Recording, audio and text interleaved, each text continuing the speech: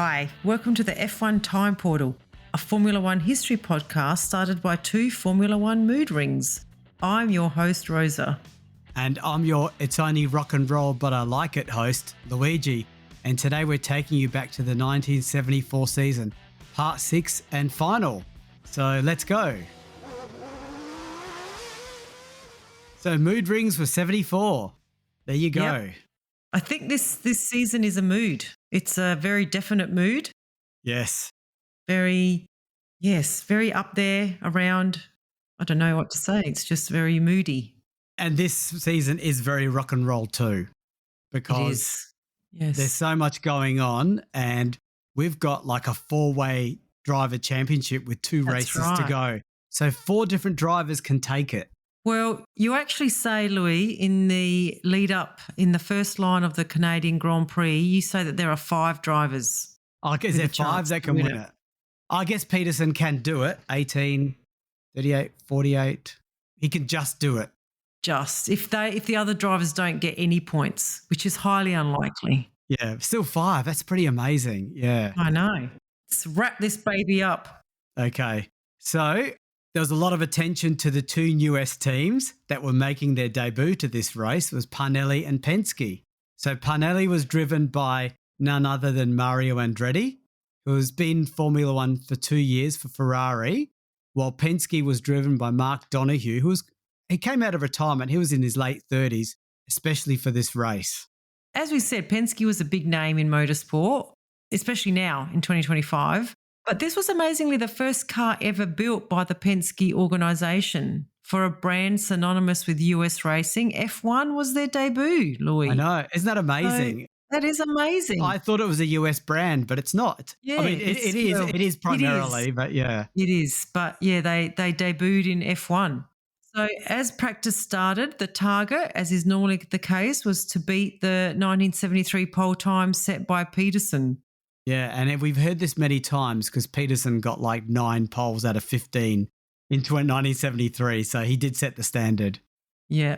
So the track was partly resurfaced and it caused it to be a lot slipperier than normal.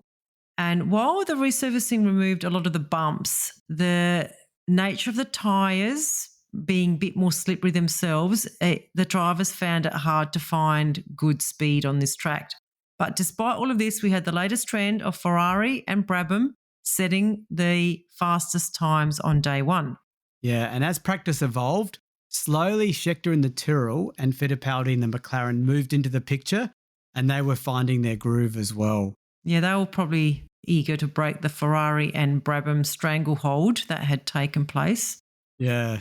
So this has proven to be the case. As the final session started, there was a threat of rain and many drivers were desperate to use every inch of the track, including curbs, to sharpen their time. That's quite standard nowadays in 20s. Yes. And in the words of Mike Lang, the pole recap, suddenly towards the end of practice, the Brazilian Fittipaldi really stirred things up by pulling out all stops and whistling around in 1 minute 13.188 seconds. Oh, whistling. That's the first time I've heard that term referred to. Yeah, I like that term. It implies really fast. Yeah. Yes, it does. You can hear the whistle of it going around. Yes. So during the rest of practice, a light rain set in, and that was that. Fittipaldi, against trend, secured the pole position. Lauda second, Scheckter third, Reutemann fourth, and Jarier fifth. So we're back to that old story. 5 different teams in the first 5 positions. And the other championship contenders, Regazzoni was 6th and Peterson was 10th. Okay, so that we can rule Peterson out. Yeah. Yeah, you never know, but yeah, he needs everyone to score 0. So to the race start, when the Canadian flag fell, the 2 Ferrari drivers charged away. Jump start? It's not allowed in Canada, right? Not allowed. Yeah, no. Okay. I don't think there's a Canadian driver that's allowed to have a free jump start. No. Okay. Yeah. So Lauda took an immediate lead with Fittipaldi in second and Regazzoni slotting into third place, followed by Scheckter. So that's the 4 championship contenders right there, Louis, in the top 4 positions. Not in the right order, but wow. So the first couple of laps were a crocodile line of racing cars. On the third lap, Scheckter, seeing that Lauda and Fittipaldi were starting to pull away, passed Regazzoni for third And then he found that it was difficult to keep up with Lauda and Fittipaldi. And by lap 10, Scheckter was 5 seconds behind the leading pair. Wow. I mean, Lauda and Fittipaldi are in a league of their own, aren't they? Must have been. Yeah. Scheckter himself had pulled out 5 seconds ahead of Regazzoni, which showed that he was himself pushing very hard. So for the first 20 laps, Lauda was keeping Fittipaldi at bay, keeping the McLaren back by about 2 seconds. And then by lap 40, which is the halfway mark, which shows not much else happened, his lead had stretched to 5 seconds suddenly. Louis, you've written here Lauda has this in the bag. That's a very dangerous statement to be making. This is lap 40 out of how many laps are we going around here? This is an 80-lap race. So halfway, he's got it in the bag. You can lock it in, Rosa. It's not too early, is it? Oh, I don't know. He had Monza in the bag. So look what happened there. Yeah. Okay. Well, at this time, Scheckter was 20 seconds behind Fittipaldi. While there was not a great deal of wheel-to-wheel drama, on lap 49, Scheckter had a brake failure and he crashed into a guardrail, wrecking the car. But luckily, Scheckter walked away unscathed. Okay. But he's probably out of the championship, I'm guessing. There was further drama further back with a whole gaggle of other drivers.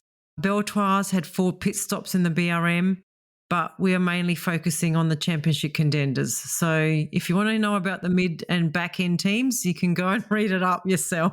Yeah, because this is one of the most dynamic championships of all time, to be honest.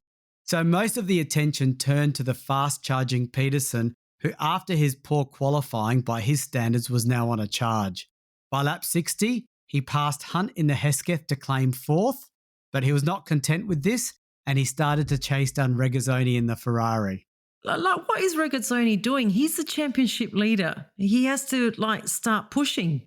So Regazzoni was looking under threat at this stage, and it was nothing compared to what was coming for Lauda, because on lap 68, Lauda came across scattered debris and stones on the track due to an earlier, as we said, there was lots of incidents with the back markers. So Watson had gone off track and Lauda skated off the track and struck into the barriers, damaging his car and causing him to retire on the spot. See, what? I told you, Louis. I told you. Yeah, but at least it wasn't a car breakdown. At least it was and normally Lauda's really good at picking this stuff up. So, Watson, this is your fault. So Fittipaldi went through the same area unscathed and cruised to an easy victory by 13 seconds. Yeah. Did Lauda clean up the track for Fittipaldi? Like he took all the debris with him by driving through it? I think so. I'm trying to work out, was Lauda unlucky or was Fittipaldi lucky? Or was Fittipaldi better at reading the situation and he avoided it? Yeah, was Lauda going off as a warning to Fittipaldi to take care? That's not going to be happening. Yeah. What the hell? Well, while these answers are not forthcoming in our research, we can only theorise, I guess. Given that this was an era of no pit radio, you'd have to think there was a bit of a luckiness thing here, I'm guessing. Yes. Fittipaldi saw Lauda go off and no doubt lifted or drove with some extra caution to determine if he was at risk. So that's just my guess. And he had a little bit of time in hand with the driver behind, so why not? So I'm sure there's some truth. What do you think, Rosa?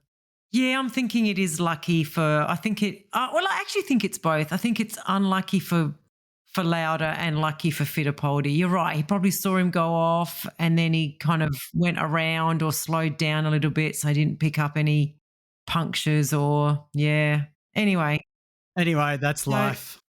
Yeah, it wasn't. It was more Regazzoni that I was concerned about. So the battle for second place was Regazzoni holding off Peterson.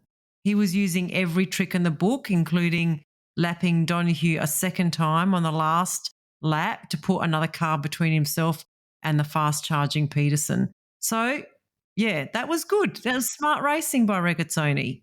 Yeah, and he held him off by about 1.5 seconds. So it's pretty impressive. That's good. Yeah, yep. And so Hunt secured 4th and Depay 5th. And look, Holm getting 6th place again. Oh, he's so consistent. Yeah. All right. Well, Louis, you'll never guess, but the Drivers' Championship standings now has Fittipaldi and Regazzoni on equal points, 52 points. Scheckter on 45, still can win it. Lauda on 38, Yeah. probably can't win it, maybe can win it. No, he can't win it. He's out. Nah, he can't win it. So, Yeah. and then Peterson on 35, which we knew he wasn't going to win it. So it's really Fittipaldi, Regazzoni and Scheckter. Scheckter, the outsider. Scheckter has to score the Outsider. win Yeah. and hope the other two score no better than fifth Nothing. or something. Yeah. Yeah. Nothing or fifth. So pretty special time in Formula One history, isn't it? Because this only happens set 2 times in Formula One history. Does it happen more than 2 times? It happens obviously 74 and it happens again in 2021. Right. So we're not going to yes. talk about the 21 race. No. We're talking about no. the 74 race. But it's a big moment in Formula One history. Yes. Yeah. And on the constructor side, we've got McLaren on 70, Ferrari on 65. So they can still win that too. Tyrrell on 51. Yeah. Okay. We get to the final race. Race 15 of 15, the United States Grand Prix at Watkins Glen. It's on the 6th of October, 59 laps, and the weather is warm and sunny. So not only was this a huge championship decider, but funnily enough, this is the 250th F1 World Championship race. So that means we have covered 250 races, Louis. Nearly. In about 5 minutes, after yes. this one. In 5 After minutes. the- But right now we're on 249. Okay, so we're not the greatest audio or technical experts, so we won't be putting in a professional celebration in the audio, but we'll say woohoo together. Okay, we're going to do it 1, 2. We're going to count 1, 2, 3, then do it. One, yeah. Okay. 1, 2, 3. 3. Woohoo! Oh, you didn't do it. Oh, 250, that's gone really quick. But It's anyway. gone quick. Yeah. So thank you for listening. For those of you that have been on the journey all the way, thank you. Especially those early episodes, which are probably rougher, and they might still be rough now, but they're as good as we can do, and they're not bad.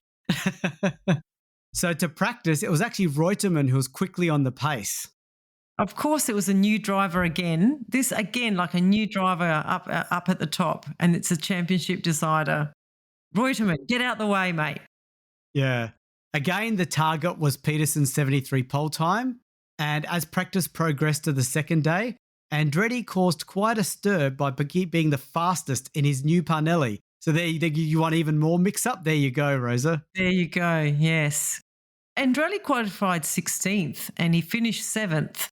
So not great, but, here he is, a contender for future, probably. Yeah.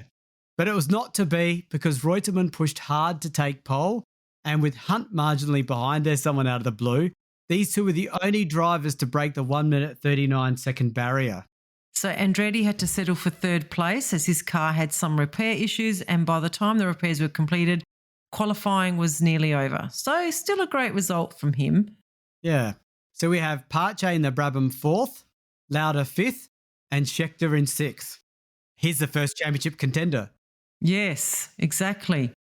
Interesting. Then we have Watson 7th and the second championship contender, Fittipaldi, in 8th. And Regazzoni, the guy who has been leading the championship most of the season, he's in 9th. Isn't this crazy that the championship contenders are 6th, 8th and 9th? So not only are they pretty much together, but none of them are at the front. So yeah. So the race, the more interesting part of the race is going to be in the midfield.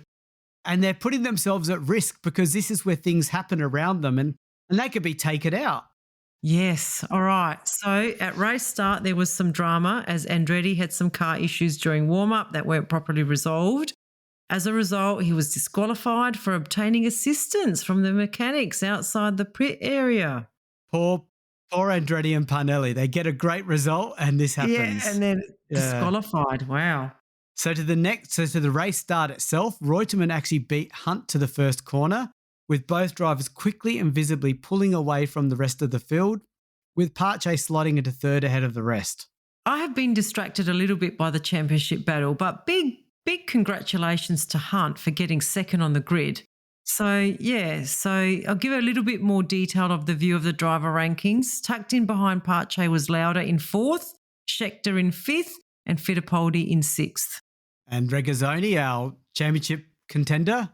Yeah, he'd completed the opening lap in seventh, was finding the handling of his Ferrari so unpredictable that he was quickly dropping back and he was overtaken by Watson and Mazzario on consecutive laps. That is not very good. That's the No. championship slipping through his fingers. So all Fittipaldi has to do is keep going and not let Scheckter get too far away. Yeah. Some background on Regazzoni. Not sure if it plays a part. There was testing after the Canadian Grand Prix at the racetrack after the event, and Regazzoni, in the car that he drove to second place there, had a nasty crash which damaged his car. While Regazzoni got a bruised leg, like nothing serious. So a replacement Ferrari was flown out from Maranello. Oh wow, this must play a big part because I think so. yeah, he had to practice. His practice time he had to settle in the car, but he didn't do it. Obviously, yeah. That's right. So I think that's quite material. So to the Yes. race by lap 10, Reutemann and Hunt were still super close and already 8 seconds clear of Pache in third, and Pache himself comfortably clear of a snake of cars led by Lauda, Scheckter, Fittipaldi, Watson, and Mazzario. So you got Scheckter and Fittipaldi right next to each other. He's just sitting on Schecter's car, isn't he? And focusing on it. Yeah, why not? It's a smart thing to do, right? And it turns out that Lauda was waiting for his teammate to catch up. So he was holding them up. You know what I mean? That's not nice, isn't it? But as this was No. looking very unlikely, the pit crew gave Lauda the push signal, so he started to pull away from Scheckter. Regazzoni, in the meantime, lost 2 more places to Muss and Peterson. So on lap 15, he pitted for new tyres in the hope that it would help, but it didn't. It's like a slow train wreck. This is so bad, so disappointing. is. Poor Very Regazzoni, disappointing. all year his car's been competitive and suddenly he's nowhere, you know? Well, he was back in to have his front suspension adjusted, and this put him out of contention as he was 2 laps behind the leaders. Let's see if Scheckter and Fittipaldi can give us some interest, right? But it means it's not a Ferrari driver winning the championship. Not looking like it so far. No, unless Some more- those two take each other out. Yeah, and he gets 1 point or something. So some more bad news. As Austrian driver Koenig apparently suffered suspension failure and came into contact with a faultily installed guardrail, which killed him instantly. Oh, no. Yeah. Once the news of this accident reached the Surtees team, they immediately withdrew their other driver as a mark of respect. So Koenig entered 3 races with his debut at the Austrian Grand Prix. The speed at which he crashed was relatively low and he ought to have escaped the accident uninjured. But as is the case with a lot of the circuits at this time, the Armco was insecurely installed and the bottom portion of it buckled as the vehicle struck it. The car passed underneath the top portion, which remained intact, and this caused significant trauma to the driver and killed him instantly. So we're sorry to hear this, and we remember Helmut for the sacrifice he made for the sport. Of course, the race didn't stop, which was the way, which is terrible. So to the race at the 30-lap mark, and this is a 59-lap race, the first 3 remained as Reutemann, Hunt and Pache. But Hunt was starting to struggle to keep up with Reutemann, and he was slowly falling back to Pache. At the same time as this was happening, Lauda was starting to suffer from some severe handling issues, similar to what happened to Regazzoni, and he fell back behind the others, with Scheckter still 1 position ahead of Fittipaldi. Fittipaldi really holding firm here, and is seemingly staying out of trouble. Lauda was soon to retire, but Hunt was now facing his own problems as his car was suffering from a fuel system issue, and Pache was catching him. Ferrari, what is going on with your car? Seriously. Yeah, They have what dropped a the ball. year. What a year with this car. Hot and cold, and retirements galore. The championship then took a major turn when on lap 45, Scheckter went missing with a dead engine due to a broken fuel pipe. This virtually ensured Fittipaldi the championship. Yeah, but what a flat way to win it though, after such an awesome season and lead up to the race.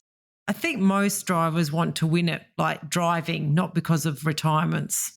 But I think a driver would take a boring win as well. They don't Do you mind. reckon? Less stress. Of course, it's fun to have a Okay. dynamic, exciting race. But Yeah, maybe the crowd wants I'm sure Fittipaldi was happy to see Schecter's car on the side and was like, phew, Yeah, you're you probably know. right. Yeah. So at the front, Pache finally passed Hill to make it a Brabham 1-2, with Reutemann winning the race by 10 seconds from his teammate. Wow. So Hunt meanwhile spluttered over the line to claim third, finishing about 60 seconds behind Pache, with new double world champion Fittipaldi finishing in fourth. So just a quick comment because I do need to we have been following Holmes' career very closely. This was actually his last Formula One race. He Yes. did a great job to win at the start of the season. But as you said, Louis, Fittipaldi probably had him covered throughout the whole year. He had some good finishes, but yeah, he retired after this race. So to the standings then, we got Fittipaldi winner again, double world champion on 55, Regazzoni 52. What could have Yeah. been, Louis? What could have been? So many retirements. And this championship, really, to be honest, I'm curious to see what the TP shows, but I would call this a Lauda championship. And he came fourth. Yeah. Let's see if Scheckter was let's see if third and TP Lauda let's see. fourth. Yeah, let's see if TP does it. I don't know, but Yeah, yeah, I don't know. Lauda should have won it, and then Regazzoni should have won it next in Should my have won. mind. I would say it's more of Regazzoni championship than Lauda, but I don't know. But look at all the retirements they had, though. Both of them. Yeah, I know. And in the constructors, McLaren takes it out on 73, Ferrari second on 65, Tyrrell third on 52. That's a good result. Yeah. And would you say that championship fizzled out a little bit at the very end, that last Absolutely. race? Yes. Regazzoni was never even in the running. No. Yeah, so I just wonder if on a- Lauda should have helped him set up the car, but I don't know. yeah, I don't know. Yeah. So we'll do a Okay. little wrap up then. Yeah, let's wrap up.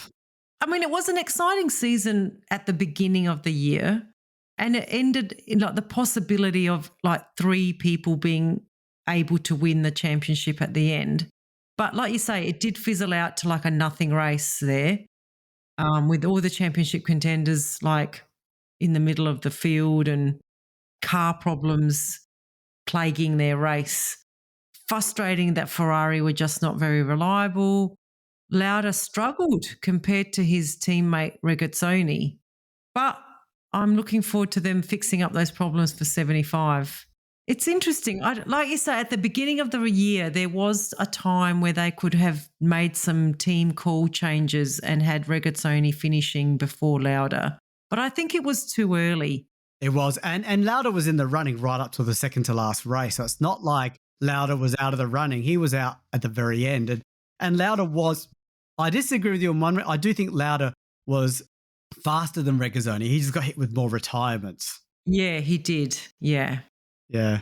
So I found 74 to be a frustrating year because Ferrari were the team of 74 and their retirements were just ridiculous. That 72 Eve, the Lotus, was such a good car that even though they tried to launch a new car and were no doubt distracted by it, Peterson still had a mathematical chance of the championship with 2 races to go with a car that was 2 years old. So that's pretty impressive. And how Peterson dominated X. I didn't expect that. I thought X was still at the peak of his powers, but his reputation took a beating, I would say, having for been sure. beaten by Peterson. And the same with how Fittipaldi dominated Holm in the McLaren, but I think it was sort of like Holm's farewell season in the end. Just such a topsy-turvy, interesting season. So other than the disappointing finale, the mere fact it got to that was really exciting. So that's exciting. And well done us and Formula One to make 250 races. Yes. Yeah. I just had a quick look, Louis. I think you're right. I think like Lauda had 8 retirements in 15 races, and Regazzoni had 3 retirements in 15 races. And Lauda retired from the lead most of the those time. retirements. He got pole, exactly. So I think you're right. I think Lauda it should have been a Lauda championship. Let's see if TP does it. And we're at high risk because the very next episode is our TP episodes, and it's with sister. And expect the unexpected is all I can say. Yes. Well, here's to the next 250 races for the the F1 time portal. Yes. Yeah. So see you next time for the TP episode. Okay. Bye, everyone. Bye.